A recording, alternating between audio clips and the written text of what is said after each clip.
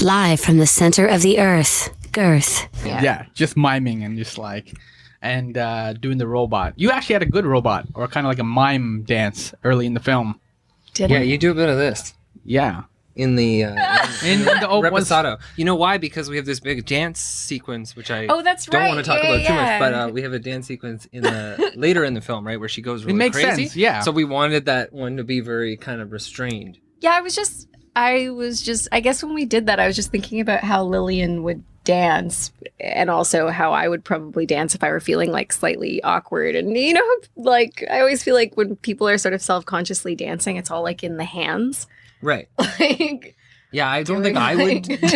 I would do something very awkward, but I the hand thing really surprised me in a great way. But I would never. Yeah. But you're right. I do. So there was improv even with the hand dancing or the robot mime dancing. I don't know how you would even call it. The Lillian dance.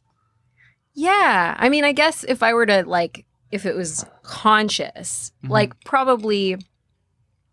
Oh, by the way, are we going? Yes. Oh. Shoot! Sorry. Why? We're talking about dancing. It's a very important part of the movie. Yeah. So I think with that scene, if I had actually sort of thought about what I was doing, I probably just was thinking about the context and like the feeling or like the mood that Lillian would have had. Sort of, I guess the dance moves were some form of alchemy. Yeah. Because they were magical, weren't they? They were unexpected, yeah. But I think that's great. And also I think there's something, as someone who's danced in a blazer more times than I care to admit. Oh, we're getting into the dirt already. There is a stiffness to it, right? It's true. You have to kind of keep your shoulder, because typically when you dance, you want to like get your shoulders into it. Well, when one dances. I do, yeah. But that's a funny thing, I think, about her character and the way that she dresses. And I remember us talking about this when we shot the very first thing before we shot the feature. We shot this little demo, and you, Naomi, talking about there was such a different feeling to the physicality of the character as soon as you got into those outfits because they were so restrictive. Yeah, it was like it was like dancing or sometimes acting or just moving in like a suit of armor. Because like when you're buttoned all the way up to that top button and like tucked in, that's not the way I ever dress. Right. That it really kind of just like it works its way into your posture and your bearing and even just the way you speak. It's almost like a girdle. Yeah, or a straight jacket. Yeah. Yeah. It's funny. I did think sometimes I was like, I almost could like imagine myself creaking as I moved around, hence the suit of armor. I also perceive myself as being a knight of sorts. No, that's not true. Sir Lillian. So, since we already started talking about the dancing, I want you to introduce yourselves and who you are, what you played, or what you did for Dim the Fluorescents, the movie that we're talking about. And you had a tweet on November 1st, and I want to reference that. You said, really, I just want to be alone in Shoppers Drug Mart. Do you remember this tweet? Yes, I do. So, who you are, what you did for Dim the Fluorescents, and if you were all alone in Shoppers Drug Mart, what would you want to do? Those are the three things. So we'll start with you. Wait, sorry. Say those three questions again. Who are you? In real life. Yes. Okay. What you did for Dim the Fluorescents, and if you were all alone in Shoppers Drug Mart, what would you like to do? Okay. So you got this. I'm pretty sure you're the first two. You got this. Yeah. I just had to square it away first before I start doling out my answers. Okay, number one. My name is Naomi Skwarna. I live in this city, Toronto. That's who I am. Number two, I play Lillian in Dim the Fluorescents. And if I were alone in Shoppers Drug Mart, well, first of all, how much time do I have? Unlimited, and there's no cameras. I even up it. Well, I would probably go straight to the pharmacy. Okay. All right. That works. Oh, that's how you're introducing yourself. I know. No cameras. I'm going for drugs. many drugs. Prescription drugs. No, I just want to look at the packaging, Daniel. Oh yeah.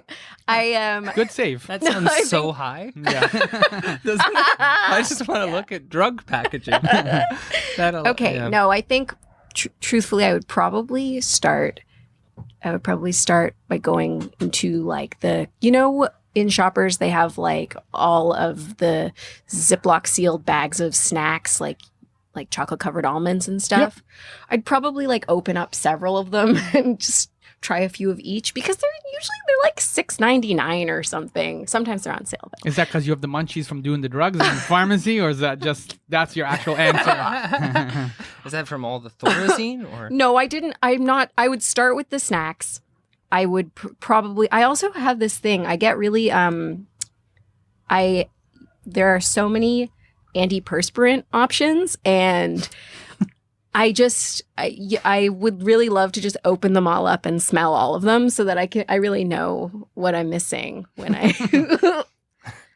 when I just get the same kind over and over again. Right. Probably same with toothpaste. Smell all the toothpaste.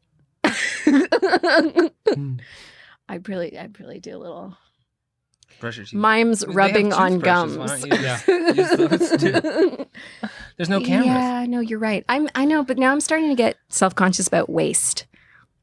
I'd go to the pharmacy. That's where I'd go. Yeah. That's your final answer. After all that, we went from like 3 different sections and pharmacy candy magazines. There we go. Okay. You didn't say magazines till just now. I know, because I just thought of it. It's where do you begin in Shoppers Drug Mart? This is why I asked. This is an important question. Yeah. All right, and you, sir? Hey, my name is Daniel Warth. I co-wrote, I directed, I was one of the producers, and I edited Dim the Fluorescents. And in a Shoppers Drug Mart, I would probably be eating chocolate. Oh, okay. That's the thing I think I would go for. Maybe razors, because those are expensive. Oh, yeah. And then, but not for any nefarious purpose, just because they're kind of like overpriced. And And now when they make that little ding noise too, you can just grab a whole bunch and you don't have to worry about it. Yeah, in the hypothetical Shoppers Drug Mart edition of The Purge, I would just buy some razors and some mini eggs and shave my face and have a nice night. You're going to say shave your eggs. I'd shave my eggs. So I'd shave my chocolate. eggs. Yes. No cameras. Shaving my mini eggs. Yeah. I think you got into the pharmacies with this one over here. Yeah. We can like take the wings separately. Yeah. Well, you take the east wing. Yeah.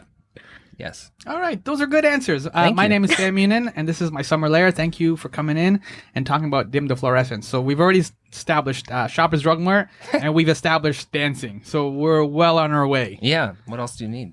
I think that's it, actually. Thanks for coming in. Okay.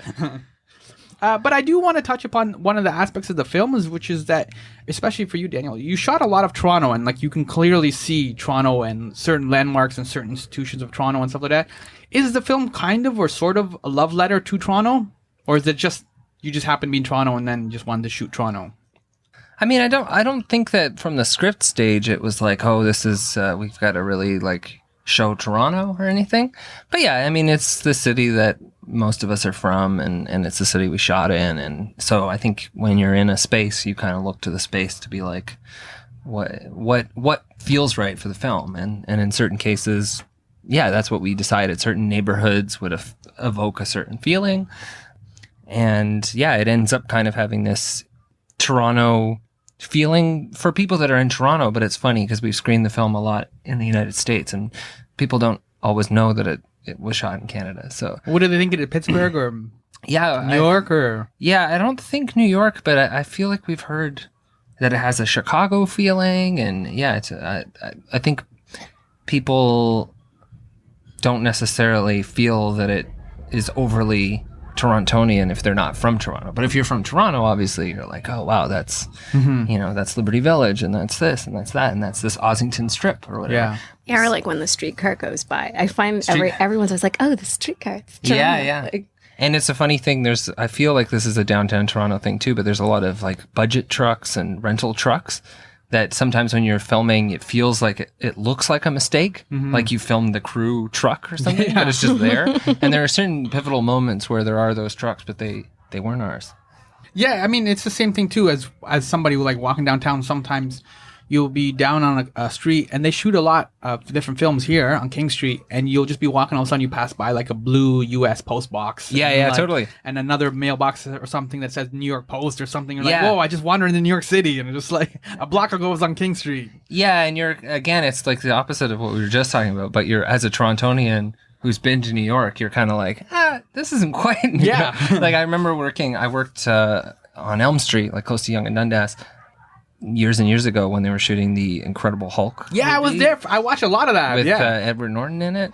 And it was just that, they had kind of turned like a random porno theater. They'd given it a marquee that said the Apollo or something. And I was like, oh, okay. Yeah. But it's in that movie when they're in, I don't know where they're supposed to be. In Harlem. Yeah. That's why they transformed Young and Dundas into Harlem. I'm like, Yeah. that's not even close. And I was like, oh, that's Harlem's Sam the Record Man. Like, it's a bizarre, yeah. it's a bizarre feeling. But yeah, Lies. it's hard to get the scale of New York in Toronto, right? The buildings are so large, the sidewalks are so wide, and, Yeah. and all that. So when you're in, there's nothing like that in Toronto.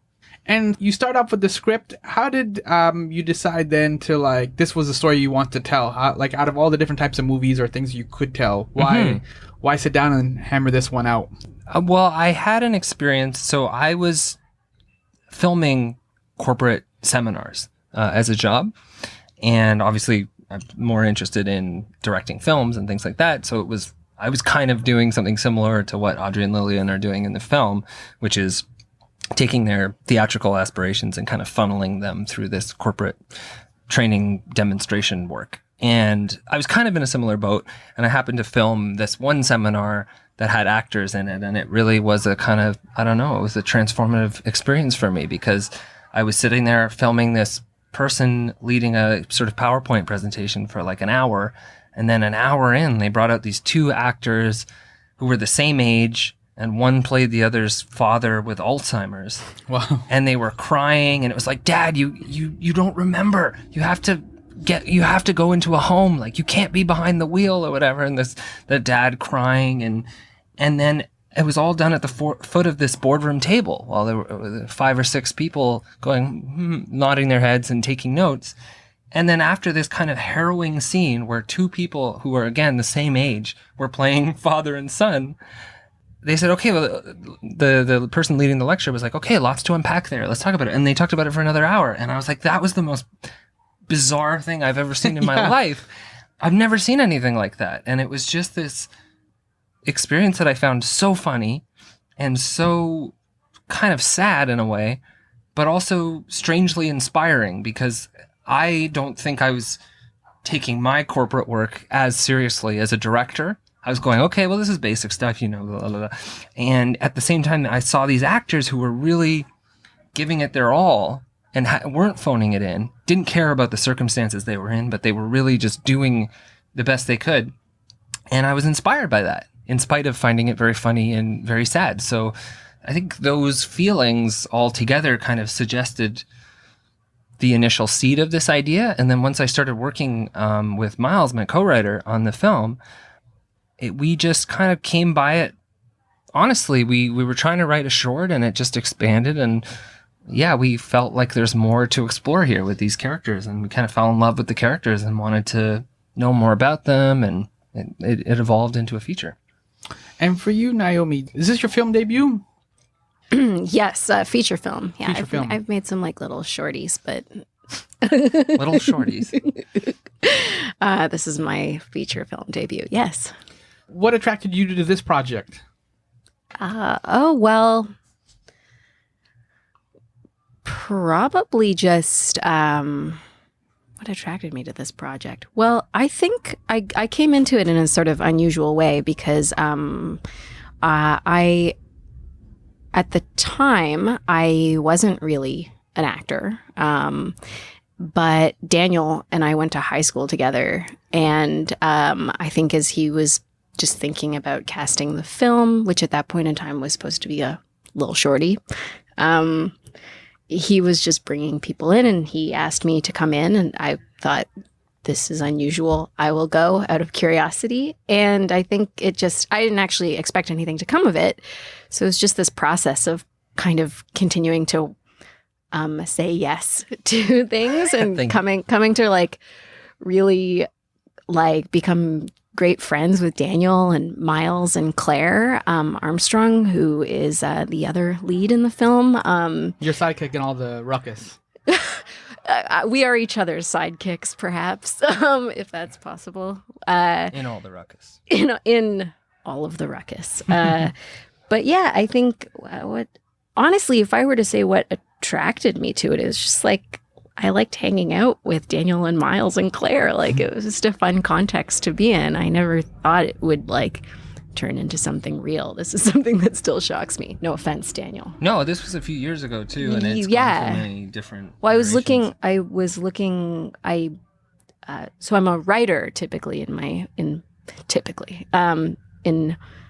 my life. I write, and I wrote something about this working on this film, and I was going through my old emails and realized that the first time I like saw Daniel after not having seen him since high school was in April of 2013.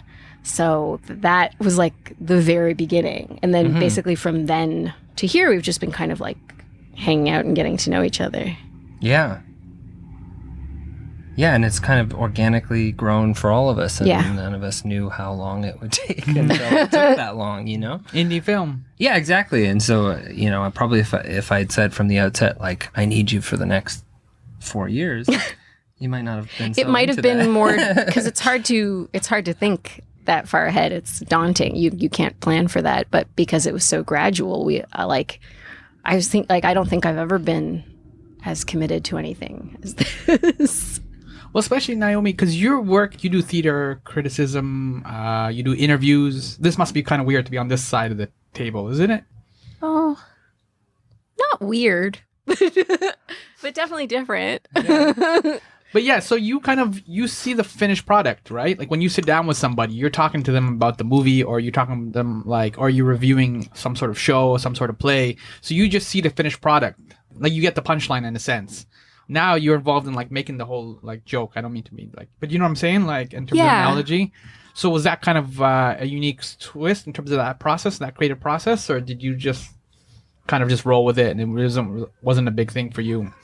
No, it was quite different. I think certainly in my when we were filming and sort of dealing with the script, I think I had to sort of adjust the way I think about something and like approach it. Like I was looking at the script. My job wasn't to try and understand the entire script, but rather just understand what my character was supposed to do, or that's not even a good way of putting it. I just had to reorient and maybe ask different questions, and also probably try to pay attention to different things. It's harder. It's definitely harder, I think. Maybe because when you're an interviewer or you're coming to something after the fact and looking at it and viewing it, you see the whole thing. You don't see everything that built up to that. So it's a more clear path to criticism. That being said, I think I had like so much pleasure and kind of creative, like, I don't know what to call them, like revelation seems too big a word, but there were times when we were making this film where I felt like I was having thoughts and perceiving things that I never had before. So it was good. Right. And so, Daniel, you decide then, you get inspired, you see this like corporate seminar on Alzheimer's, and you sit down with Miles, your corporate. Yeah. Right? It was about mediation, but Alzheimer's was but a canvas. Sorry. And you decide to sit down and write this and put this film together, and it goes from being a short to a feature. Yeah. You also reach out to the Indiegogo community. Yeah. How was that experience? Because this is kind of in the last couple of years in terms of indie filmmaking. It's a good resources, especially because the grant system is kind of drying up a little bit. So this is a good opportunity to kind of get out there and kind of see if there's a market there for what you're making. Mm-hmm. Well, it's a peculiar situation when you're trying to make a kind of what you hope is an entertaining art house film, because it doesn't fit exactly into the mandate of certain arts funding bodies that are more like art focused. But then it also, you're an independent film and a kind of strange film. It makes it tricky. It's a tricky proposition for a lot of the major film financing bodies. And so you find yourself in this bizarre region in between the two where you have to kind of prove yourself to people. And luckily we do. I mean, I think the grant system is great here. And we were lucky enough to get some money from the Ontario Arts Council. But it was hard to finance a whole feature. And so, yeah, the Indiegogo thing was very exciting, that prospect. I'd done it on a short film before, and it went well for us. So I was lucky that everybody was kind of on board to participate in the materials that we wanted to create for it, because we made a lot of videos and things to help promote it. And yeah, we just really worked hard to kind of present those materials in a way that gave you a sense of the feeling of the film, even though they were, different things. It was the goal was to tell people what the film would be like and communicate the tone and the characters and everything. So yeah, it was very helpful for us. And it would have been hard to do without that, for sure. I don't know where that money would have come from. So Indiegogo was hugely helpful, and they were supportive also. I didn't know this from my first short film experience, but I was actually able to sit down with someone from Indiegogo and get their advice, and sort of they were checking in regularly about how the campaign was going and all that, and that was so wonderful for us. Yeah, they're really supportive of the creative arts. For sure. Yeah. That's why I was asking, because it's a great thing now we've had in the last couple of years, this kind of crowdfunding. And for sure, and you can also see too if your audience or your community is digging it too, if they're liking the ideas and things like that, right? So that's an important aspect of things like, Indiegogo, Kickstarter, Patreon. Is it kind of like people are more likely to support things that they feel they've helped create. And so with Indiegogo, I think the people who contributed, they're the ones who are often asking questions about when it's coming out or when they can see it in their city. They become they're fans, but they're also, I think they feel like they're a part of it. And so they're kind of invested in it in a different way, which is cool too. They definitely are a part of it. I mean, yes. Yeah. It would be, like I said, it would have been very difficult to do without that. So, and I don't know how we would have done it. So it's nice, that people have that investment in it before it even exists. And then once it actually is in a festival or it's coming out, there's already this kind of group of people clamoring to see it and telling their friends hey, I believe in this movie. And my name is at the end. And totally. And so from the seminar about mediation to writing it to Indiegogo, what is now the basic premise of Dim the Fluorescents? Because it must have changed, obviously, as it kind of went along. But what is the basic premise of the movie? Of the story, kind of? Yeah. Well, initially, what I was interested in was the experience of an actor who goes through that. And once I started working with Miles, we talked about making it a film. And this is very early on, obviously, making it a film about a duo, an actor and a writer, who are basically conceiving of and executing these things in lieu of what they consider to be, real art, doing plays and for the actor character Audrey doing, TV and film. So that initial seed of the idea was there pretty early on, as soon as Miles and I started working on it together. But yeah, it's a film about the friendship between an actor and a playwright who have found this kind of niche doing corporate role-playing demonstrations. And because their actual desired careers haven't really worked out the way they wanted, this gig has become the outlet for those, ambitions. So you get to see how everything that they want to do gets funneled into that. It becomes a way to do let's do these immersive, site-specific theatrical performances with lighting trickery and sound design, and who is this difficult customer, who is this character. They rehearse that and figure that out for a long time, and they work very collaboratively. But that basic disappointment with how their lives have turned out is always there, and it really gradually eats away at them through the film. And what happens is they're offered this gig, which for them is very big. It's a 5 to 7 minute performance at a hotel conference for about 300 office employees. The Broadway version, basically. And that's exactly. That becomes the biggest gig of their lives. And so preparing for this ostensibly unimportant thing, which is, going to be a 7-minute performance in between all these PowerPoint presentations, it becomes this, it's so important for it to succeed that it sort of kind of ruins their lives a bit. And it brings all of these kind of sublimated conflicts between them to the surface. And so some of those conflicts are funny, and some of them are quite sad. And the film kind of follows their relationship as it sort of is tested by the pressure of this big gig that probably nobody else really cares about except for the two of them. And that's kind of an underlying irony in the film is if they said to their employee, hey, we actually can't do it, they'd probably be like, okay, no problem. To them, it's destroying their lives because of the pressure to succeed in this, how they view it as this huge, huge opportunity. I also found it kind of ironic that the two girls were doing a lot of these kind of like self-help type seminars, corporate work, things like that. And they didn't really seem to learn any lessons from that. Like their work was kind of more...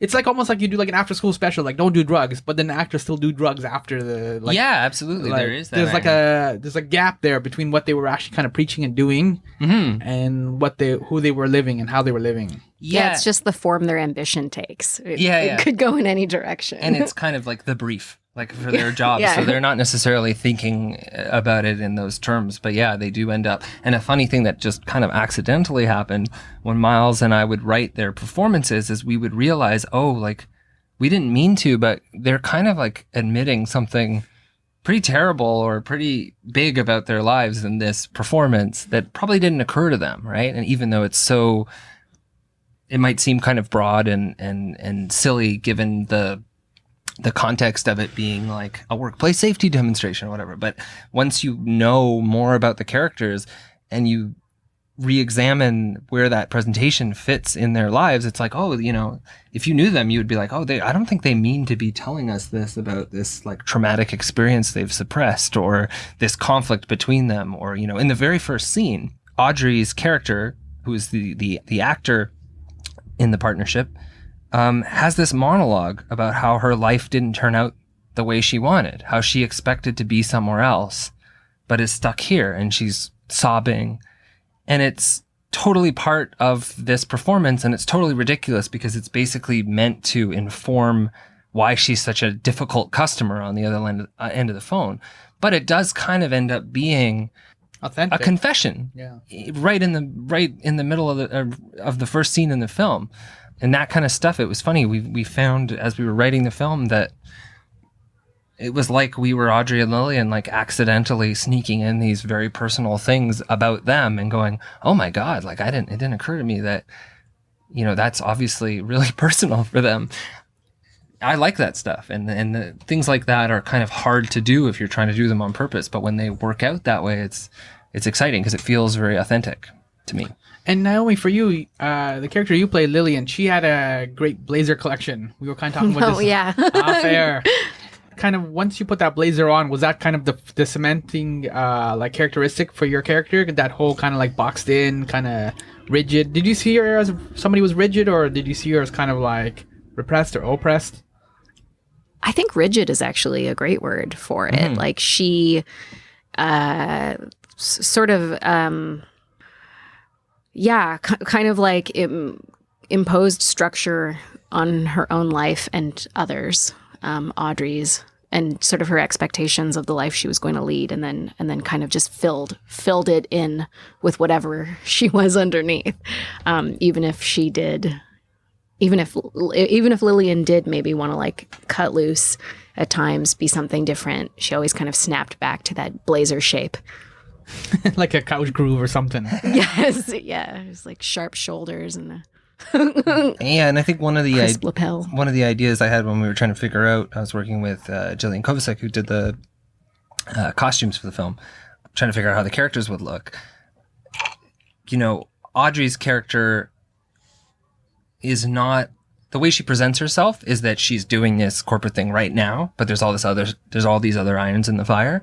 And so she doesn't really associate herself with that. Whereas Lillian seems pretty committed to this and doesn't see outside of it much. And so I liked this idea just visually that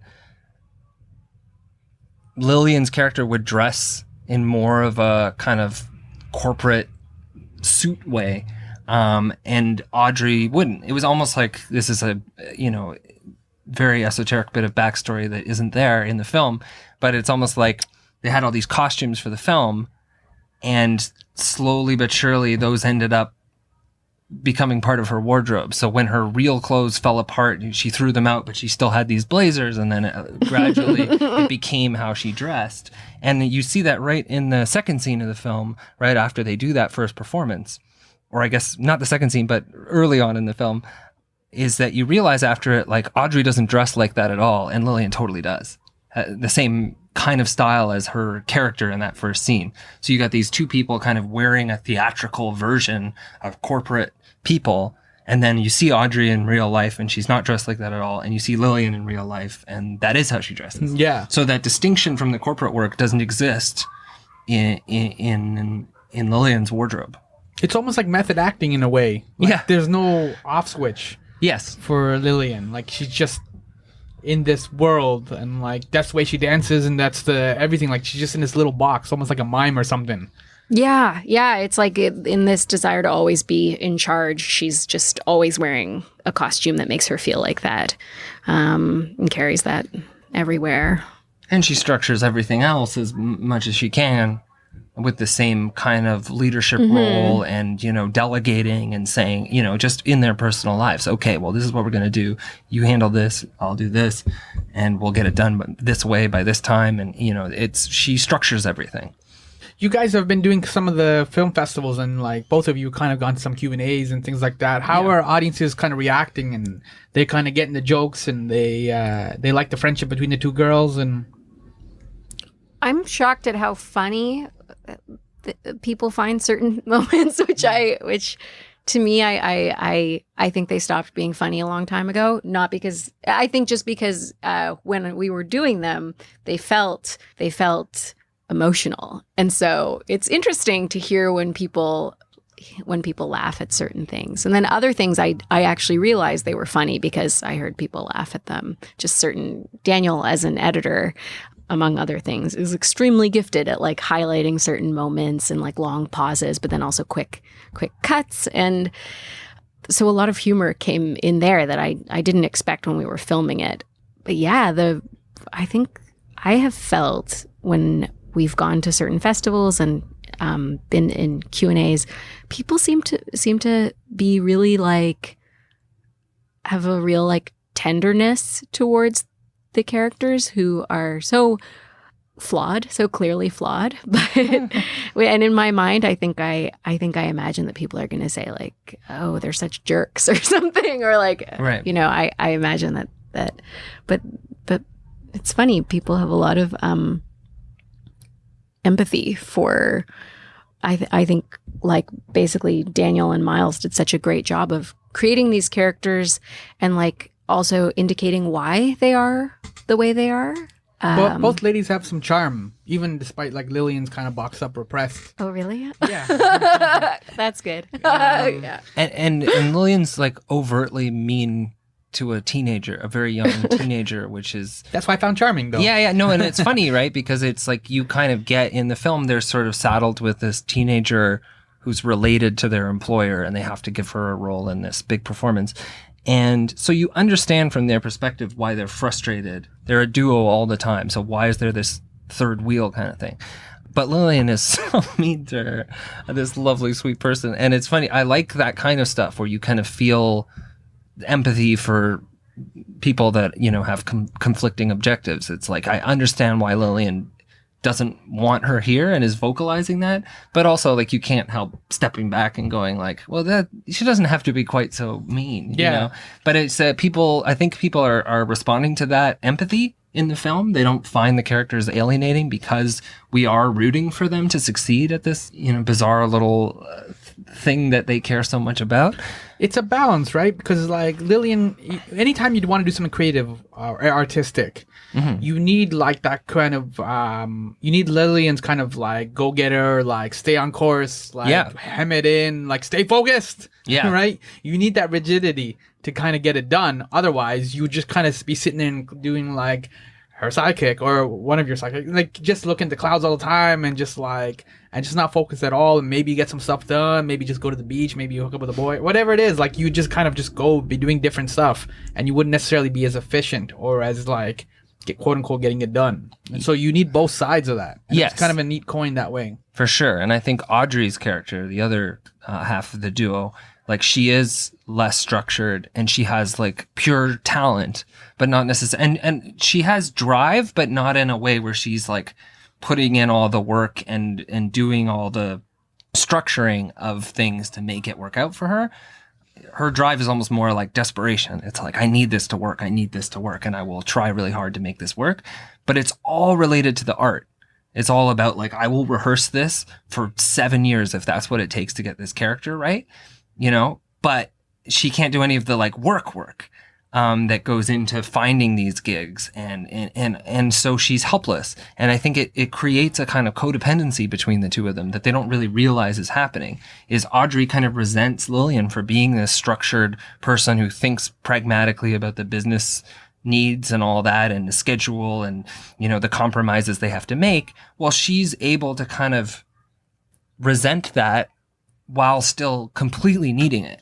Yeah. And that's what keeps them, you know, that's what kind of forces them into a codependency. Yeah, Lillian's a lot like the subway, right? She goes stop by stop and you kind of know when it's all mapped out. Whereas Audrey's like more like a Uber driver and she'll take different shortcuts and things like that, but she still gets there.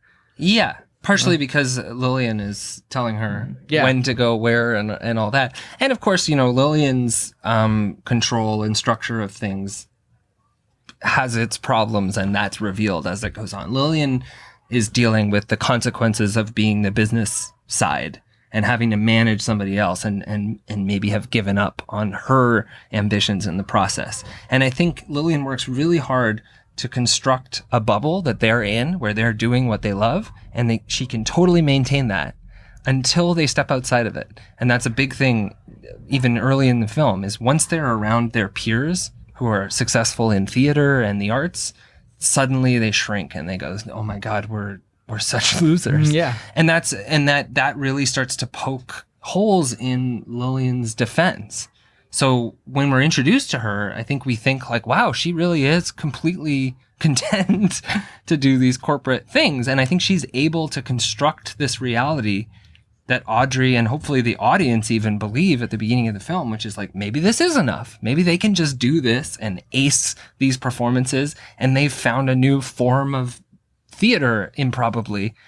But it's just once they're confronted with the peers who they went to school with, who are now doing plays and getting financing for their own projects, they're confronted with something, and particularly Lillian is confronted with something that makes it hard to keep doing what they're doing. And speaking of audiences, it's playing Friday, December 8th at the Carlton. So after you've done a number of film festivals, you're coming home. Yes. So that must be super exciting to do it in front of a home crowd. Yeah, it's very exciting. I think so many strangers have seen this movie that I'm very excited to know what people who live in Toronto, and I think people who, while the film doesn't precisely kind of satirize Toronto's art and performance scene, it does kind of speak to some aspects of it. So it'll be interesting when people who do make theater and art and performance and music here come to see it and kind of get some of the jokes and see some of the locations and maybe can kind of like project themselves into it a little bit. We know some of these people. Yes. Yeah. And it got picked up by Level Film. Level Film, yeah. Yes. And so they'll be distributing it after the screening after the Carlton. Is that the plan? They're distributing it theatrically. So they're doing the screening at the Carlton, and then we're opening wider in Canada after that. And then we are aiming to open in the United States in the new year. Okay. Yeah. And for the Carlton screenings, though, you do have some special guests and some people will be doing some Q&As and some fun stuff. Are you allowed to say anything? Or absolutely. So Friday, December 8th, at 6:30, so it'll be me, Naomi, Claire, who's the other lead actor in the film, and Miles, my co-writer, will be there doing a Q&A that's being organized by First Weekend Club. And the screening will be introduced by Todd Graham, who plays their employer in the film and is a very funny Toronto stand-up comedian who was just on, just had a Just for Laughs All Access special on Comedy Network that's very funny. He's introducing that screening. He's also introducing the Saturday screening where all of us will be back doing the Q&A. And then Sunday we are doing a screening in partnership with Bechdel Tested. And Erica Shiner is going to do our Q&A there. And then on Monday night, we have a kind of Ryerson University-focused event because my producing partner, Josh Claver, our DP, and one of our lead actors are all Ryerson grads. So there's going to be kind of a Ryerson-focused event. Yay, Ryerson! On Monday. So those are all for the 6:30 screenings from Friday to Monday. And for you, Naomi, what are you working on next now? Are you going to still stick with acting and kind of get in front of the camera? Or are you going back to the critic's chair and kind of reviewing things or balancing both? Yeah, I'd love to do more acting. I have a few little things related to stage kind of percolating. Hopefully all of the above. I'd like to do it all. Fair enough. Yeah. Where can people find you online on the internet? I'm on Twitter. My handle is at a woman scorned, which might be hard to spell, but it's anyway. And then I'm on Instagram as Naomi SK. I don't have a personal website, but I'm on Google. Okay.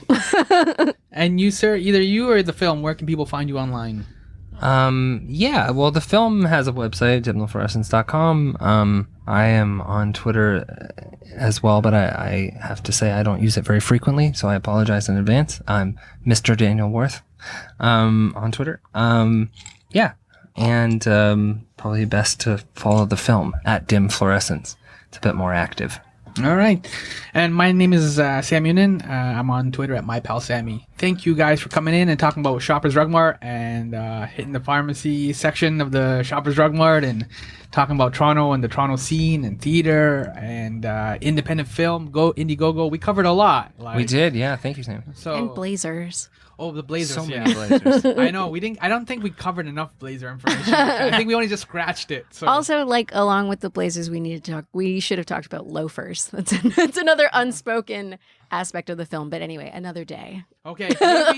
Maybe at the Carlton Q&A, one of the Yes. A lot of the questions tend to be about loafers. Yeah. Okay. So there we go. We only covered the Blazer, but we'll leave the loafers for the audience. So we'll let them do the Q&A with the loafer question. Thank you guys for coming in. Thanks and so hanging much. out. Thank you.